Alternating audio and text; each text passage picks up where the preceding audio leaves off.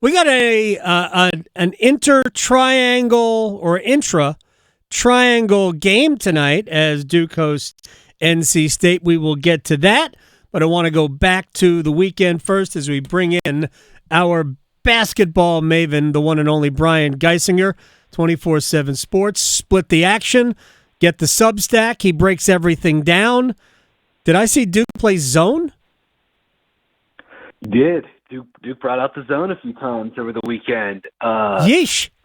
At Wake Forest, or as Cooper Flagg said after the game, it was the first time in his life he played zone. So big changes for Duke. But yeah, it wasn't like they used it for the entire second half. They used it for about a 4-minute stretch. It was 6 possessions of zone defense. Wake scored 2 points in those minutes, and Duke went from being down 4 to being up 4. So you're going on a little 10-2 run with the zone being effective. Wake only 1 of 6 shooting against the zone, missed all of their threes. But in general, that was sort of part of like a larger defensive template that Duke brought to the table that was quite good against Wake Forest team that just has never quite gotten going offensively. Right. At some moments this season. Yeah, they looked like they got going, obviously, in the first 10 minutes of the second half. Brian Geisinger is joining us here on the Adam Gold Show. So this is where, I mean, obviously, I started there, so I want to dig into this a little bit. Because Duke's, basically, their hat is hung on the defensive end. Like, they're a good offensive team, but it's predicated on, I mean, a lot of things, but they need to shoot the ball well. As most good offensive teams do, sometimes it doesn't go in. And for a good chunk of the game, it wasn't going in. But was their zone defense that much better, or was it simply throwing a changeup at Wake Forest that just got them out of rhythm? Yeah, I think it's a combination of both. And to me, I mean, like, just to sort of like reiterate, like, the thing that gives this Duke team such a high floor is the defense this season, right? Even when they're out Malik Brown, who's maybe their best individual defender, might be one of the best defenders in the country, regardless of position, even without him. Right. They're still so good on that side of the floor. And again, that's the thing that sets the foundation that, I mean, this was Duke's least efficient offensive game of the season at Wake, and they still, in terms of points per possession, and they still won. It's only the second time all season they've been under 1 point per possession in the game. The other one was Kentucky. So again, that sort of speaks to the defensive effort. But I would say in terms of the zone, like, 2-3 zone, not all of them are built the same. And at times Duke has played, not this season, but in years past, they've played zones that were, really leaned on the length and the ranginess of defenders and to apply ball pressure, and force turnovers.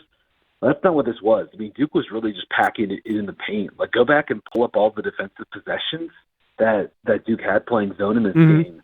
You'll see this. All 5 guys are planted inside the 3-point arc. Like, they really did pack it in, and they got in gaps, and then it cut off the penetration of guys like Cam Hildreth and Tyler Johnson and Hunter Salas, who really just never got going. Wake did a nice job on him, both man and zone.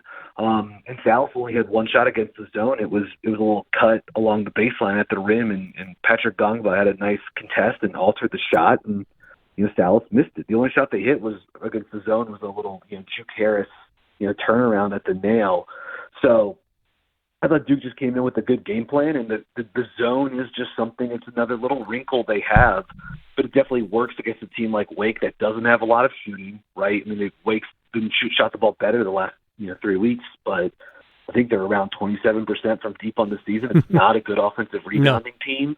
So you can also pack it in. You can key on Salas. And again, like, if Johnson and Hildreth are going to make shots, then you probably live with it. But Duke was sort of already going with that approach with how they were guarding, like, pick and roll too. Like, just to keep bouncing off that. Like, the way Duke guarded ball screens in this game was they hedged on Hunter Salas, and they put 2 defenders on the ball. So whether that was Malawach, Gongba, they put 2 on the ball when Hunter Salas was running pick and roll, and they just said, "We're not letting you have the mid-range shots. We're not doing it." Salas didn't have a good game against UNC necessarily, but he hit 7 jumpers from the mid-range. Hunter Salas scored 1 bucket this game out of the pick and roll, and that was against a switch against Deion James. Everything else, they took it off the table. against Johnson and Cam Hildreth, they're in drop coverage, and they're playing those guys for the drive, and they're taking off, they're closing off the rim in the paint. And yeah, it was really good execution. We had a good stretch, and then Duke threw some cold water on it with the zone, and then closed the game out back in man-to-man. Yeah, and then and Duke got their offense going. Was the Proctor three about as big a shot as Duke hit in the second half? Definitely. I mean, it was huge. And I mean, how many shots did anyone hit other than Cooper Flagg? For a long stretch there in the second half. And I mean, not to take this off of Proctor, because he deserves some shine for hitting a big shot. And what was a tough game. I mean, he was 0 for 6, I think, until that. He missed some really good looks around the rim. I mean, he was clearly, you could just see it on TV. Like, he was pretty clearly frustrated with himself throughout. I mean, he missed some great looks, some like looks he should make. I mean, he's not a great rim finisher in general, but even sort of by those standards, some he should have put down. That was a huge hit. And again, just sort of like, I thought the activity of Flagg as a pick and roll ball handler, I know he had a fair amount of turnovers in this game, but he was really good with Duke running those inverted ball screens, where either Proctor, who's a very good screen setter off the ball or on the ball, James or Con Knipple are screening for Cooper Flagg. Basically, like, Duke was just taking whomever Tyler Johnson was guarding, or Parker Friedrichsen if he was in the game for a little bit, and they were having that player come over and set a screen for whomever whoever was guarding Cooper. Usually it's Billers or Jukaris or whatever. And, if Cooper gets a switch, he can punish that guy with his size. If they try to hedge and recover, he can look to spin and get downhill. And so it was he was outstanding. And then, the shot that Proctor hit, kind of like in the midst of a sort of like scramble situation, was just unreal from Tyrese. All right, so let's just move on to the little bit on what happened at Lenovo Center over the weekend. So NC State fell behind. They fought back. Actually had a lead early, but then fell behind. I think it was like a 19-point swing between early in the first half and halftime. I think they led by 7 early or 8 early, and then they were down by 11. They did fight back. So extract a positive out of the second half for the Wolfpack. Yeah, it's tough. I mean, I guess you could say defensively they held SMU to 29 points, in the second half. Yeah, an SMU team that has a fair amount of talent. Miller, Cross, Edwards, the freshman big guy they have from Turkey, who's been really good this season, been one of the best freshmen in the ACC, and that like tier below Flagg, Knipple, Malawach, and probably Jackson from UNC. He's probably in that next group. So they definitely get some points for that, and they get some points for fighting and battling. I think that's been true in most games for State this season. Like, that's I think one of the things that's like, I don't know if it's frustrating or reassuring or whatever, but like they don't let go of the rope. Like, they do keep fighting. It's just they don't have enough offensive firepower, right, to really like get them over the hump, and that's like a little tough.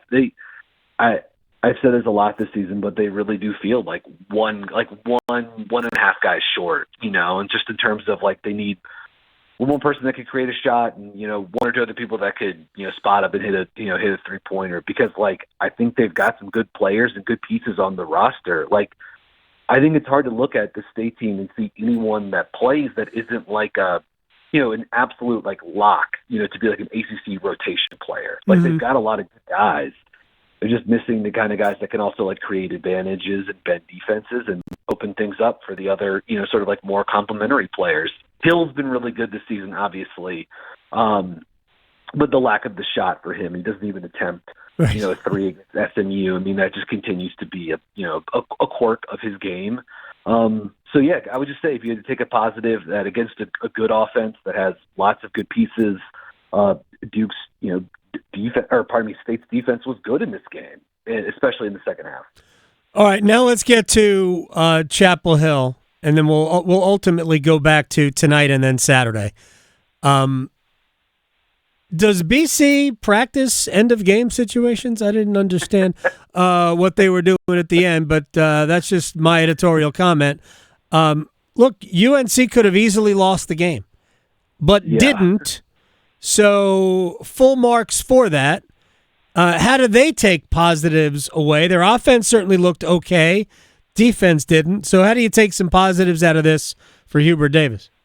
Yeah, I think, the fact that I guess it's one of those things like winning sort of does cure all. Like, that you're at home against an inferior team, a team you should absolutely beat.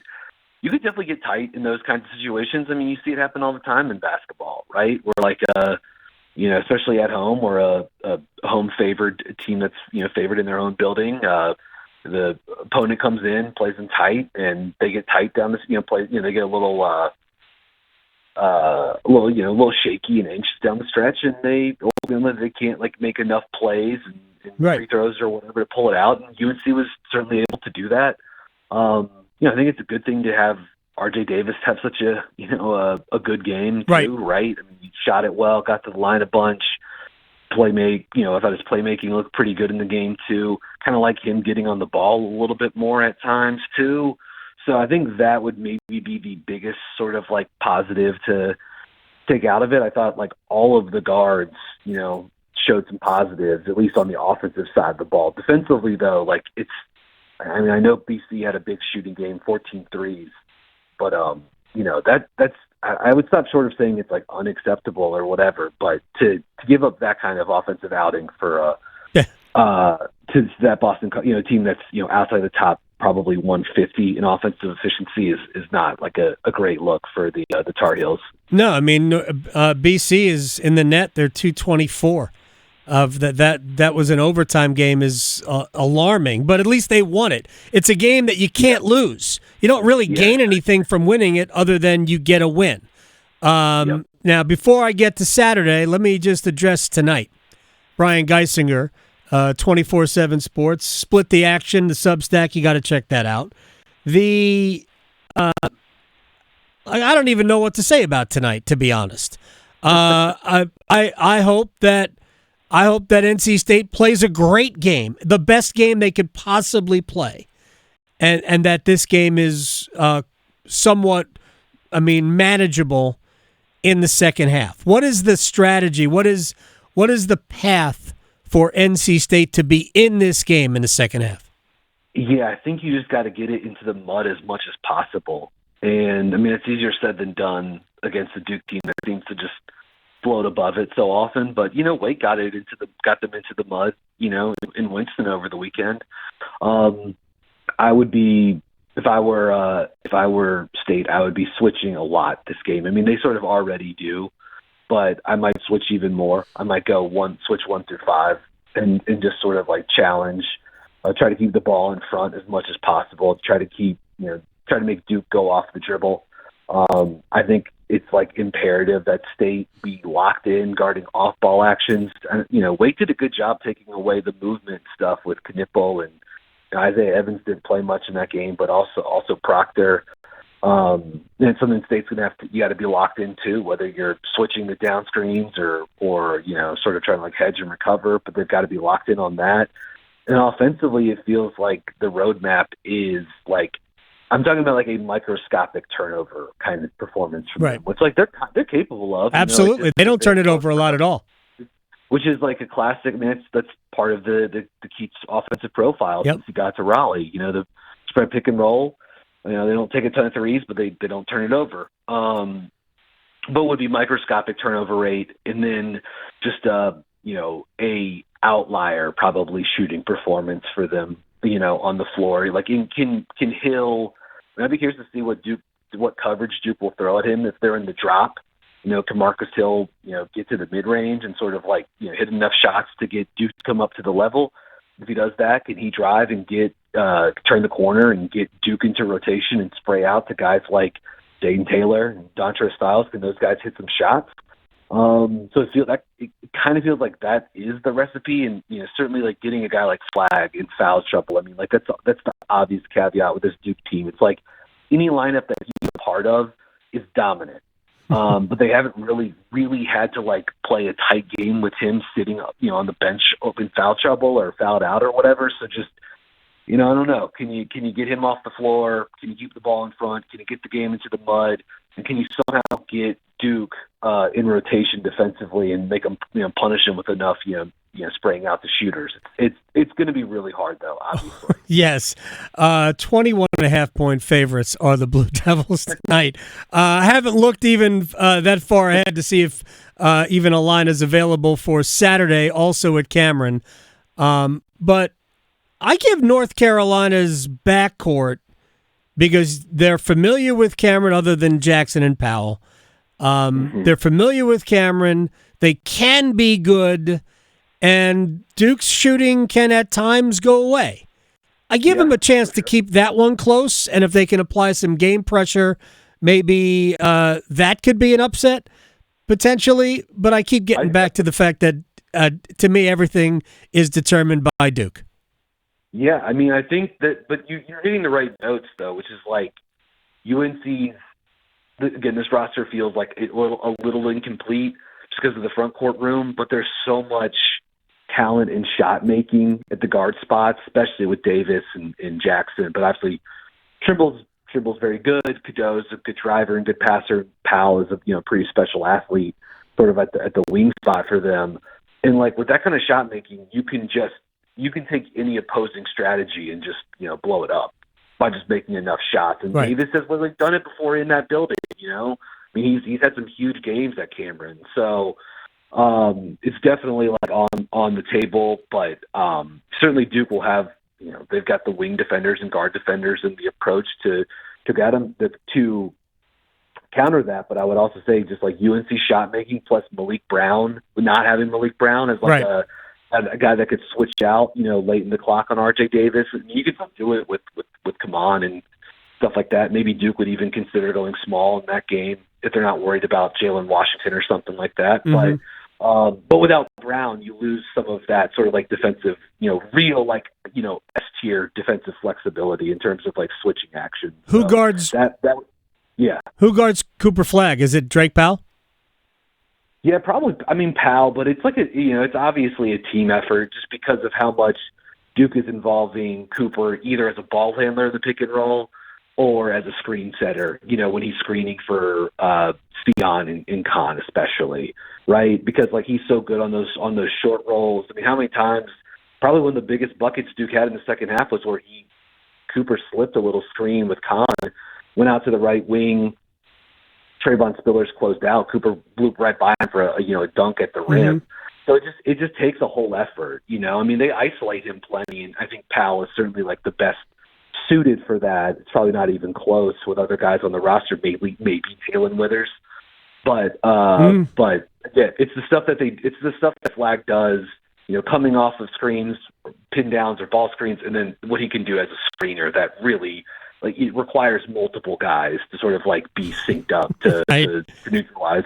It almost feels like this is a game for North Carolina, and again, we're so far away from it, where Withers, Cade Tyson are going to have to play a positive role in this game. They're going to have to get something surprising, something we haven't seen, in order for them to really have a good chance to win this. Brian Geisinger, 24/7 Sports, and of course, split the action on Substack at bgeis_bird on Twitter, and Brian Geisinger over on Blue Sky. Thank you very much, my man. I'll talk to you soon. Yeah, you guys have a good one.